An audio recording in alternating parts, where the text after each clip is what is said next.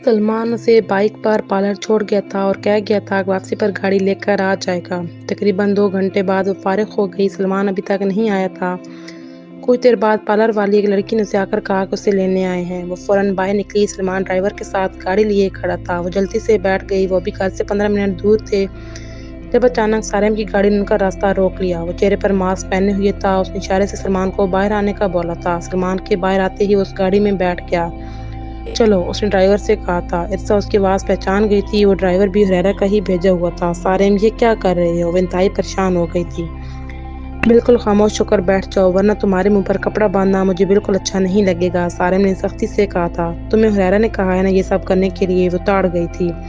सारेम चुप रहा। सारेम, खुदा के लिए क्या सिर्फ वो तुम्हारा दोस्त है? मैं कुछ नहीं लगती। मैंने भी तो 2 साल तुम्हारे साथ गुजारे हैं। उसे रोना आ गया। इससे चुप हो जाओ। सारेम को उस पर टूट कर तरस आ रहा था। वो उसे सीधा काशिफ के फ्लैट पर ले आया। उतरो, उसने हुक्म दिया था। वो बादल नखास्ता गाड़ी से बाहर निकल आई। सारेम उसे बेडरूम में लॉक करके बाहर आ गया। हुरैरा, वो काशिफ के फ्लैट पर है। उसने बाहर आकर उसे कॉल की थी। मैं बस 2 मिनट में आया। हुरैरा रास्ते में था। तूने बहुत गलत किया है हुरैरा। वो रो रही है यार। सारेम अपने दोस्त की खातिर बेबस था। उससे इस कमरे में बंद हुए पूरे 5 मिनट हो गए थे। एक लम्हे में क्या से क्या हो गया था। उसे हुरैरा से शदीद नफरत महसूस हो रही थी। शदीद नफरत। वो आखिर अपनी आई पर आ ही गया। अचानक बेडरूम का दरवाज़ा खुला। इरसा ने चूक कर दरवाजे की तरफ देखा। वो एक नज़र उसे देखता हुआ अंदर दाखिल हुआ था। सुर्ख लिबास में वो गुलाब का एक फूल ही लग रही थी, पूरी तरह खिला हुआ।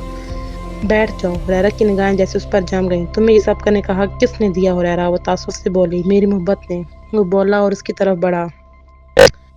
इरसा पीछे को खिसकती हुई बेड से टकराई और इस पर गिर सी गई। ये मोहब्बत नहीं है, सरासर तुम्हारी जिद है। उसने कहा। मैंने कहा था ना कि जिद ही सही। वो उसके ऐन सामने बैठा था। कसम खाई थी मैंने कि सुर्ख जोड़ों में सिर्फ तुम मेरे सामने ही बैठोगी। वो उसके करीब हुआ था। तुमने एक लम्हे के लिए मेरा नहीं सोचा हुरैरा? क्या बनेगा मेरा? कितनी रुसवाई होगी मेरी? वहाँ मेरी बारात आई हुई होगी। सब मेरा इंतजार कर रहे होंगे। मैं कुछ देर और वहाँ ना पहुंची तो मेरी बारात वापस चली जाएगी। उसकी आंखें गीली हो गई थीं। मैंने तुमसे कहा था कि मोहब्बत करने लगा हूँ तुमसे। तुमने यकीन ही नहीं किया। हुरैरा ने कहा। इस तरह पालोगे मुझे? उसे एकदम हुरैरा की शिद्दत नफरत महसूस हुई। जिस लड़की की बारात वापस चली जाए उसे फिर कौन अपनाता है? इरसा, कोई नहीं। तुम्हें कोई नहीं अपनाएगा सिवाय मेरे। वो मुस्कुराया था। इरसा के आंसू गिर पड़े। मुझे वापस छोड़ आओ हुरैरा, उसने इल्तिजा की थी। हुरैरा की बस हो गई। बहुत धीरे से उसने अपने लाभ उसकी गर्दन पर जब्त किए थे। इरसा की आंखें यकदम बंद हो गईं। मेरे बस चले तो भी इसी वक्त तुम्हें अपना बना लूँ, लेकिन फिलहाल मेरी मोहब्बत पर ये एक दाग ही काफ़ी है।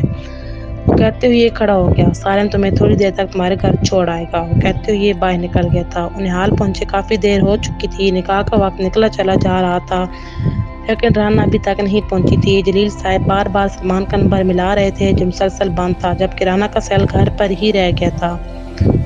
कुछ वक्त और गुजरा तो राहत को परेशानी होने लगी। अचानक सलमान भागता हुआ हाल में दाखिल हुआ था। सलमान, जलील और नसरीन दोनों इसकी तरफ भाग पड़े।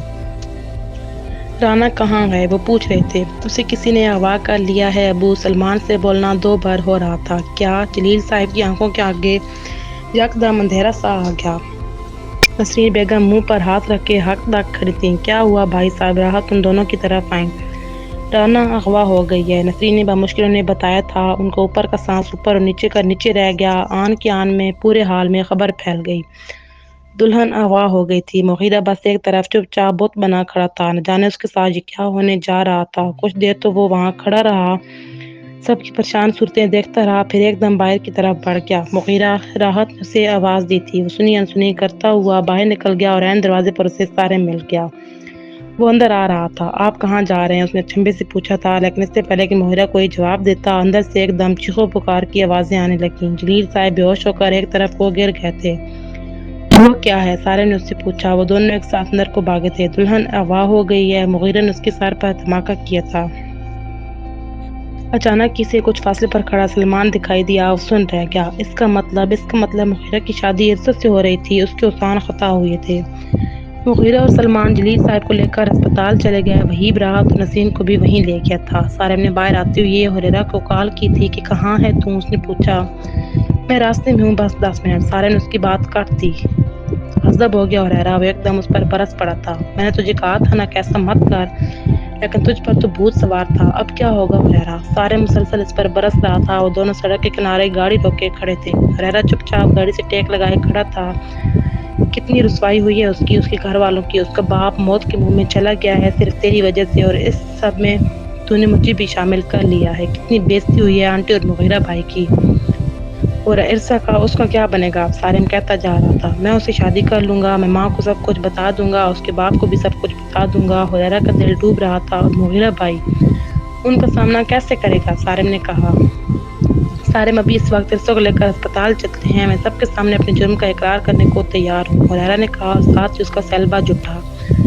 راحت کی کال تھی۔ حریرہ کہاں ہے تم؟ وہ پوچھ رہی تھی۔ کیا ہوا ماں؟ اس نے جواباً پوچھا۔ رانا کو کسی نے اغوا کر لیا ہے بیٹا، اور اس کے فادر کی ڈیتھ ہو گئی ہے، ہم سب اسپتال میں۔ اس سے آگے اسے سنا ہی نہ گیا۔ کیا ہوا؟ سارم اس کا یکدم تاریک ہوتا چہرہ دیکھ کر پریشان ہو گیا تھا۔ اس کے باپ کی ڈیتھ ہو گئی ہے، حریرہ نے ایک دم دھماکہ کیا تھا۔ ابو! سارم حریرہ کی ایک بھی سنے بغیر عرصہ کو اسپتال لے آیا تھا۔ وہاں ایک قیامت کا سماں تھا۔ سلمان اور سوہا دھاڑے مار مار کر رو رہے تھے۔ نسرین بیگم بار بار بے ہوش ہو رہی تھیں۔ راحت اور مغیرہ چپ چاپ ایک طرف کھڑے تھے۔ ایسے میں اچانک ہی وہ دوڑتی ہوئی وہاں آئی تھی، سرخ لباس میں، روتی ہوئی۔ ابو! وہ جلیل صاحب کی لاش کی طرف بڑھی، لیکن نسرین نے ایک دم اس کا بازو پکڑ لیا۔ کہاں سے آئی ہے؟ وہ انتہائی غصے سے بولی۔ امی میں، لیکن اس کے ایک بھی سنے بغیر بے دریغ اس کا چہرہ لال کرتی چلی گئیں۔ خبردار جب اپنے باپ کی لاش کے قریب بھی گئی تو۔ راحت نے بمشکل ان کا ہاتھ روکا تھا۔ حریرہ دم بخود اس سے ذرا دور دیوار سے ٹیک لگائے کھڑا تھا۔ یہ تھی اس کی محبت جو قیامت لے آئی تھی، جس نے ہر شے اجاڑ دی تھی، جس نے ہر شخص کو برباد کر دیا تھا۔ اس نے ایک نظر عرصہ کی طرف دیکھا۔ وہ اپنے روسی جوڑے میں اسپتال کے فرش پر گری ہوئی تھی، بے تحاشا روتی ہوئی۔ اس نے ایک نظر مغیرہ کو دیکھا۔ وہ دیوار سے ٹیک لگائے کھڑا تھا، بے پناہ افسردہ۔ اس نے سب کچھ تہس نہس کر دیا تھا۔ عرصہ نے سچ کہا تھا۔ اس نے محبت نہیں کی تھی، ضد لگائی تھی، اور اس کی ضد نے سب کچھ جلا کر خاک کر دیا تھا۔ آج جلیل صاحب کی قرآن خوانی تھی، انہیں کل ہی رات دفنا دیا گیا تھا۔ مغیرہ بس ان کے جنازے میں شریک ہوا تھا۔ اس کے بعد راحت کے بے حد اصرار پر بھی ان کے گھر نہیں گیا۔ حریرہ تو خیر ویسے ہی عرصہ کو منہ دکھانے کے لائق نہیں رہا تھا۔ اب اسے بس یہی ڈر تھا کہ اگر کبھی وہ مغیرہ کے بھائی اور راحت کے بیٹے کے روپ میں اس کے سامنے آ گیا تو وہ یقیناً سب کے سامنے اس کا تماشا بنا دے گی۔ اب بھی وہ سارم کے گھر آیا ہوا تھا۔ میں کیا کروں سارم؟ وہ سب کچھ کر کے اب ڈر رہا تھا۔ سچ بول دے، ابھی بھی وقت ہے حریرہ، اس سے پہلے کہ عرصہ کو تیرے بارے میں سچ پتہ چلے اور وہ آنٹی کے سامنے تیری ذات کی بخی اتھیڑے۔ سچ بول دے، سارم نے کہا۔ ماں مجھے قتل کر دیں گی، اور بھائی؟ وہ سوچ سوچ کر ہلکان ہوئے جا رہا تھا۔ ایک نہ ایک دن تو یہ ہونا ہی ہے نا حریرہ، جب تو عرصہ سے شادی کرے گا تب بھی تو سب کو پتہ چلے گا نا، تو کیوں نہ پہلے ہی سب کو سچ بتا دے، سارم نے کہا۔ حریرہ اسے دیکھ کر رہ گیا۔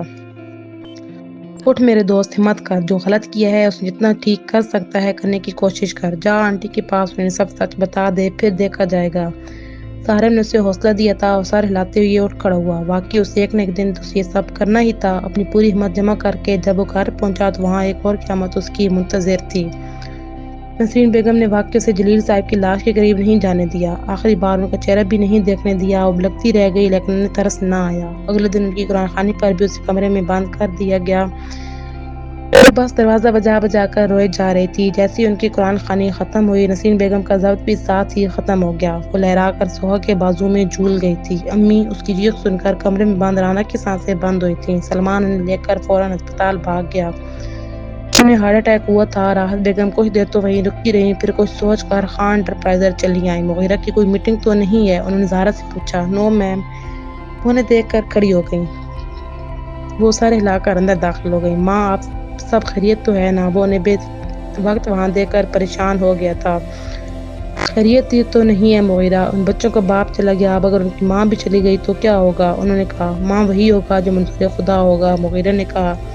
مغیرہ بیٹے، وہ اپنی مرضی سے تو نہیں گئی تھی نا؟ راحت بیگم تھوڑا آگے گھومی تھی۔ آپ کو کیسے پتا ماں؟ آپ کون سا اس کے ساتھ تھی؟ مغیرہ تڑپ گیا۔ 20 سال تنہا گزارے ہیں میں نے، اتنا تو جانچ ہی لیتی ہوں کہ کون بے قصور ہے اور کون قصوروار۔ انہوں نے کہا۔ ماں پلیز!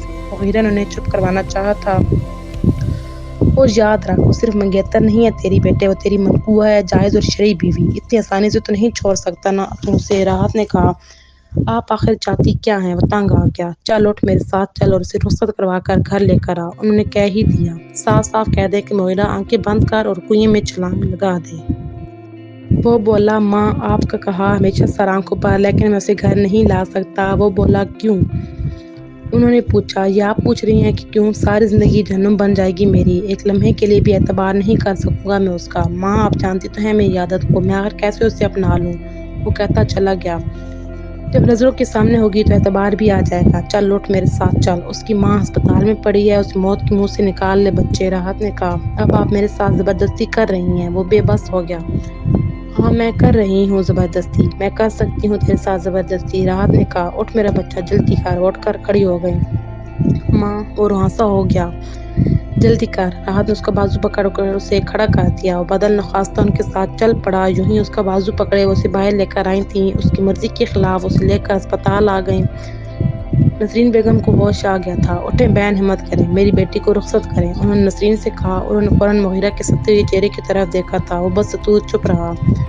رانا کو اب کسی نے بھی نہیں اپنانا تھا، اس پر جو داغ لگ چکا تھا وہ بات ساری عمر دھل نہیں سکتا تھا۔ نسرین بیگم اگر اسے گھر بٹھائے رکھتی تو شاید سہگ کا رشتہ بھی نہ ہوتا۔ تو انہوں نے چپ چاپ رانا کو مغیرہ کے ساتھ رخصت کرنے کا سوچ لیا۔ وہ راحت اور مغیرہ کے ساتھ ہی گھر آئی تھیں۔ آتے ہی کمرے کے دروازے کو کھولا، کھینچ کر رانا کو کمرے سے نکالا۔ وہ ابھی تک اسی سرخ جوڑے میں تھی، اس کا دوپٹہ اس کے سر پر دیا اور اس کا ہاتھ مغیرہ کے ہاتھوں میں تھما دیا۔ ساری عمر تم سے نظریں نہیں ملا پاؤ گے بیٹے۔